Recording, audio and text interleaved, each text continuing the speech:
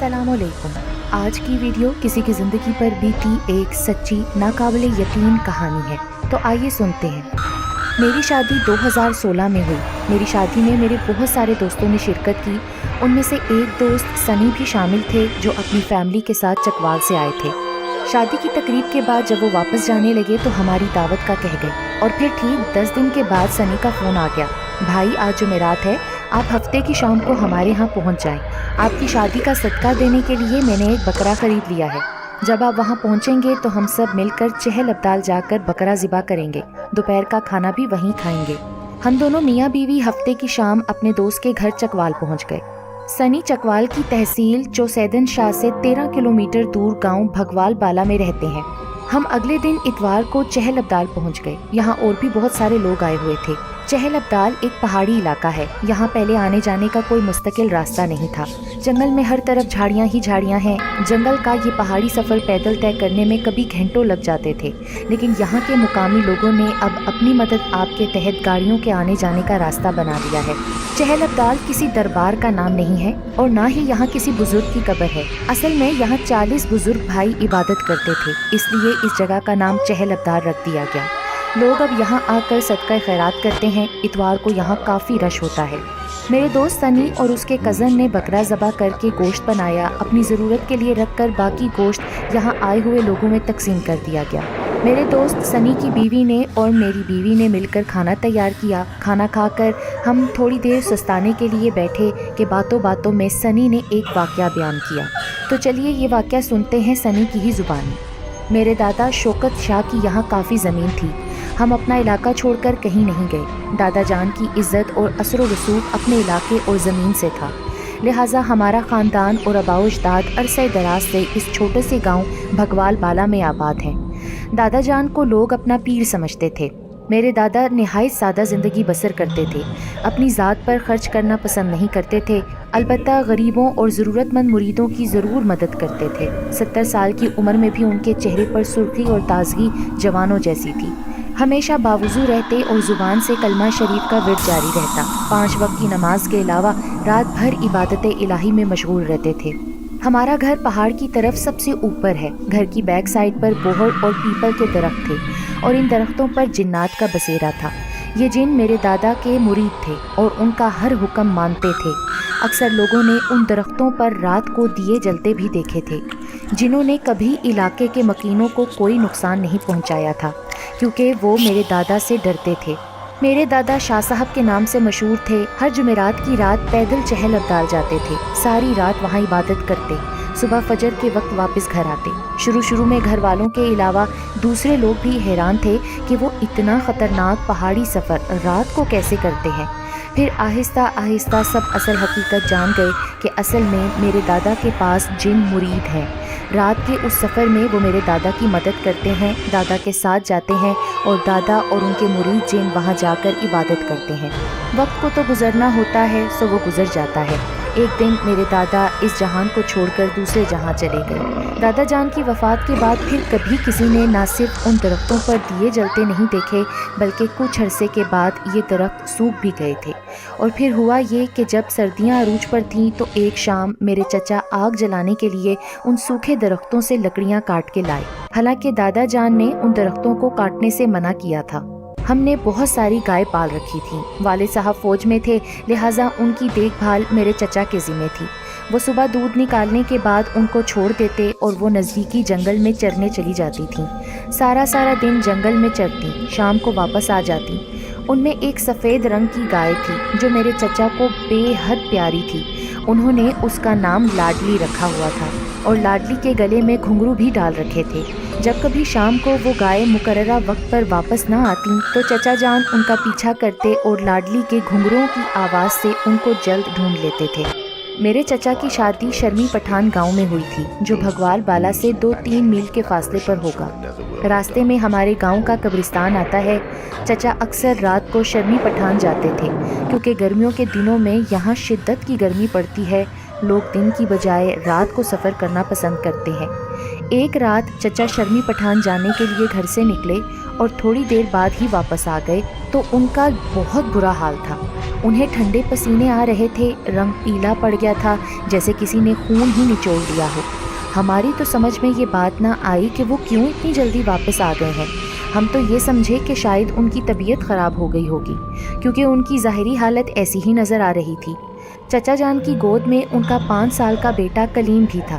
جب وہ گھر سے نکلے تھے تو کلیم بھی ان کے پیچھے بھاگا تھا۔ گاؤں کے ایک آدمی شکور نے کلیم کو باپ کے پیچھے بھاگتے دیکھ کر کہا تھا کہ بیٹا واپس گھر جاؤ، لیکن کلیم نہ مانا تھا۔ جب ہم نے کلیم کو گھر میں نہ پایا تو ہم سب پریشان ہو گئے اور اس کی تلاش سے گھر سے نکلے تو ہمیں راستے میں گاؤں کا ایک شخص شکور ملا، جس نے بتایا کہ آپ لوگ گھبراؤ نہیں، کلیم اپنے والد کے پیچھے جا رہا تھا، وہ ان کے ساتھ ہی چلا گیا ہوگا۔ چچا جان اکثر اپنے بیٹے کو شرمی پٹھان نانی سے ملانے ساتھ لے جایا کرتے تھے۔ شکور کی بات سن کر ہم مطمئن ہو گئے تھے۔ جب چچا گھر واپس آئے تو کلیم ان کے ساتھ تھا۔ اپنے بیٹے کو دیکھو، چچی بولی، آپ نے اس کو ساتھ لے کر جانا تھا تو ہمیں بتا کر جاتے نا، ہم لوگ خواہ پریشان ہو کر اس کو جگہ جگہ ڈھونڈتے رہے۔ چچا کو جواباً گہری خاموشی میں دیکھ کر چچی نے پوچھا، خیریت تو ہے نا؟ آپ کیوں اس قدر چپ ہیں؟ اتنی جلدی واپس لوٹ آئے؟ کیا آپ شرمی پٹھان نہیں گئے تھے؟ ہاں، میں وہاں نہیں گیا، رستے سے ہی واپس آ گیا ہوں۔ یہ جواب دے کر چچا نڈھال ہو کر چارپائی پر یوں گر پڑے جیسے کہ کسی نے بدن سے ان کی جان کشید کر لی ہو۔ وہ بولنا چاہتے تھے مگر زبان ساتھ نہیں دے پا رہی تھی۔ بمشکل چچا کے منہ سے یہ الفاظ نکلے تھے، میں تو کلیم کو ساتھ نہیں لے کر گیا تھا، یہ تو مجھے قبرستان کے اس پار جاتا ہوا راستے میں ملا تھا۔ میں خود حیران ہوں کہ یہ وہاں کیسے پہنچا۔ یہ میرے پیچھے بھاگا ضرور تھا پر میں اسے واپس اپنے دروازے کے سامنے چھوڑ گیا تھا۔ چچی کو ان کی یہ وضاحت سمجھ نہیں آئی، بولی، لگتا ہے آپ کی طبیعت ٹھیک نہیں ہے، آپ آرام کریں، صبح بات کریں گے۔ ہاں، میں ایک بات تو آپ کو بتانا بھول گئی کہ آپ کی لاڈلی بہت بیمار ہے۔ آپ کے جانے کے بعد اچانک ڈکارنے لگی، پھر زمین پر لیٹ گئی اور اب تک لوٹ پوٹ ہو رہی ہے، بہت تکلیف میں ہے بیچاری، جیسے کوئی اس کے پیٹ میں چھریاں مار رہا ہے۔ چچی کا اتنا کہنا تھا کہ چچا تو چھلانگ مار کر چارپائی سے اٹھے جیسے انہیں سانپ نے ڈس لیا ہو۔ ایک ٹھنڈی آہ ان کے منہ سے نکلی اور بولے، آج خیر نہیں، لگتا ہے میں کوئی غلطی کر بیٹھا ہوں۔ ہم سمجھ گئے کہ کوئی غیر معمولی واقعہ ہوا ہوگا۔ سب خاموش تھے، چچا پتھر کا بت بنے بیٹھے تھے۔ تبھی چچی نے ان کو شانے سے پکڑ کر ہلایا اور پوچھا، ہو کیا ہے آپ کو؟ ہمیں بھی تو کچھ بتائیں نا۔ چچی کے بار بار پوچھنے پر چچا نے جواب دیا، کچھ نہیں ہوا، بس تم لوگ مجھے اکیلا چھوڑ دو تھوڑی دیر کے لیے۔ اپنی لاڈلی کی خبر نہیں لوگے؟ وہ تو بہت تکلیف میں ہے، سن نہیں رہے آپ تو اس پر جان دیتے ہیں، آج وہ درد سے مر رہی ہے اور آپ کو ذرا پرواہ نہیں اپنی لاڈلی کی۔ جانے دو اب اس کو، وہ ٹھیک نہیں ہوگی۔ بے شک مجھے لاڈلی اولاد کی طرح پیاری ہے مگر اولاد سے زیادہ نہیں ہو سکتی۔ تمہارے بیٹے کلیم پر آتی ہوئی مصیبت لاڈلی نے اپنے سر لے لی ہے، اب تو اس کا مر جانا ہی ٹھیک ہے۔ لاڈلی کی وجہ سے جو میرے دل پر گزر رہی ہے وہ تو میں ہی جانتا ہوں، لیکن اس کے قریب نہیں جا سکتا۔ شاہ صاحب زندہ ہوتے تو یہ سب کچھ نہ ہوتا۔ اچھا بھائی، اگر ہمارے نصیب میں لاڈلی کو بچانا نہیں ہے تو اس کو ذبح کر ڈالو نا، حلال مال ہے، حرام موت تو نہ مرے۔ عجیب وسوسوں بھری رات تھی کہ اس رات کسی کو بھی نیند نہیں آئی۔ ساری رات لاڈلی تکلیف سے تڑپتی رہی۔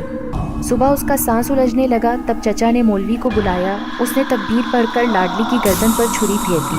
بہت دنوں بعد چچا نے ہمیں اصل واقعہ بتایا کہ جوں ہی میں اس رات گھر سے نکلا اور کچھ دور پہنچا تو کلیم بھاگتا ہوا میرے پیچھے آیا۔ اس نے ساتھ جانے کی ضد کی، مجھے تو پیدل سفر کرنا تھا، لہٰذا میں نے اس کو ڈانٹا اور واپس گھر کے سامنے چھوڑ گیا۔ اور پھر جب میں قبرستان کے درمیان پہنچا تو میرے پاؤں بھاری ہونے لگے، میرا چلنا مشکل ہو رہا تھا کہ اچانک میرے کانوں میں گھنگروں کی آواز آئی۔ میں سمجھا کوئی جانور ہوگا جس کے گلے میں گھنگرو بندھے ہوں گے، یا کیا پتہ لاڈلی ہو، کہیں وہ تو میرے پیچھے نہیں آ گئی۔ خیر میں نے دل کڑا رکھا اور قبرستان جیسے تیسے کر پار کر لیا۔ اب یہ گھنگروں کی آواز بالکل قریب آ گئی تھی۔ تبھی میں نے مڑ کر پیچھے دیکھا تو سامنے بلند قامت لوگ کھڑے تھے۔ ایک چھوٹا بھینس کا بچہ ان کے پاس تھا جس کے گلے میں زنجیر پڑی ہوئی تھی اور پیروں میں گھنگرو بندھے تھے جن سے یہ آواز آ رہی تھی۔ ان لوگوں میں سے ایک نے مخاطب ہو کر کہا، اگر آپ ہمارے شاہ صاحب کے بیٹے نہ ہوتے تو آج آپ کی خیر نہیں تھی، آپ نے ہمارے درخت کاٹے، حالانکہ شاہ صاحب نے آپ کو منع کیا تھا۔ دوسرا آپ اپنے بچے کے معاملے میں بہت لاپرواہ ہیں. یہ آپ کے پیچھے قبرستان آ گیا، جانتے نہیں کہ یہ قبرستان کتنا سخت ہے، اور پھر یہ رات کا وقت ہے. میں نے جی کڑا کر کے سوال کیا کہ آپ لوگ کون ہیں اور کیا چاہتے ہیں؟ ہم جو بھی ہیں آپ کی خیر چاہتے ہیں. آئندہ کبھی ہمارے وہ درخت نہ کاٹنا اور اپنا بچہ سنبھال لو، اور پھر کبھی اسے رات کے وقت قبرستان نہ آنے دینا. اس کے بدلے اب ہم آپ کی لاڈلی لے جائیں گے. جو ہی انہوں نے لاڈلی کا نام لیا تو میں تو خوف سے کانپ گیا. لو اسے سنبھالو. انہوں نے بھینس کے بچے کی زنجیر میرے ہاتھ میں دی اور غائب ہو گئے. میں سمجھ گیا کہ یہ جنات تھے جو کہ ہمارے گھر کے باہر درخت پر رہتے تھے، جس میں ہم دیے جلتے ہوئے دیکھتے تھے، اور جو ابا جان کے مرید تھے. خیر، میں نے بھینس کے بچے کی زنجیر تھام لی اور اسے کھینچتا آگے چلا، مگر وہ پیچھے کی جانب کھینچنے لگا. میں نے مڑ کر دیکھا تو وہاں بھینس کا بچہ تو غائب تھا، اس کی جگہ کلیم کھڑا تھا. میں نے تو لپک کر کلیم کو اٹھا لیا، زنجیر کھولی، وہ رونے لگا. میں کلیم کو کندھے پر ڈال کر گھر لے آیا، اور یہاں آتے ہی خبر ملی کہ لاڈلی بیمار ہے. جب چچا نے ہمیں یہ واقعہ بتایا تو ہم سب گھر والے خوف زدہ ہو گئے. میرے ابو جان کہنے لگے چونکہ وہ جنات ابا جان کے مرید تھے، اس لیے درخت کاٹنے کی سزا میں ہمارے بچے کو نقصان پہنچانے کی بجائے انہوں نے لاڈلی کو لے لیا اور بچے کی جان بخش دی. ساتھ ہی ابو نے کڑے آرڈر دے دیے کہ کبھی بھی کوئی بھی اس درخت کی ایک ٹہنی تک نہیں کاٹے گا، اور ساتھ ہی شرمی پٹھان والے قبرستان سے رات کے وقت کوئی نہیں گزرے گا. ابو کی باتوں پر عمل کرتے ہوئے اس دن کے بعد ہمارے گھر کا کوئی فرد رات کو شرمی پٹھان قبرستان سے نہیں گزرا، اور نہ ہی پھر کبھی ہم نے ان درختوں سے لکڑیاں کاٹیں. کبھی ان درختوں کے پاس جانا ہوتا تو وہاں سے ایک عجیب سی مہک آتی تھی، جس سے ہمیں معلوم پڑتا تھا کہ یہ جنات ابھی بھی یہاں موجود ہیں. یہ واقعہ اپنے دوست کی زبانی سن کر میری بیوی اور میں نے اپنے دوست سے وہ درخت دیکھنے کی فرمائش کی. جب ہم بہڑ اور پیپل کے سوکھے درختوں کے پاس گئے تو ہم نے وہاں خوشبو کی مہک محسوس کی. اس مہک کے بارے میں سنی بتانے لگا کہ یہاں آنے والے ہر شخص کو یہ مہک محسوس ہوتی ہے، جن سے معلوم ہوتا ہے کہ یہاں سے جنات نہیں گئے، بلکہ یہ مرید جنات ابھی بھی یہاں پر رہتے ہیں اور ہمارے دادا جان کی وجہ سے ہماری بھی خیر چاہتے ہیں. اسی لیے دادا جان کے گزر جانے کے باوجود انہوں نے ہمیں ہماری غلطی کی سزا نہیں دی، ہمارے بچے کی جان بخش دی اور اس کے بدلے لاڈلی کو لے لیا. اسی لیے کہتے ہیں کہ گھر میں جانور رکھنے چاہیے، کیونکہ گھر پر آنے والی سختی اور مصیبت کو اگر گھر میں جانور موجود ہوں تو وہ پہلے خود Press the bell icon on the YouTube app and never miss another update.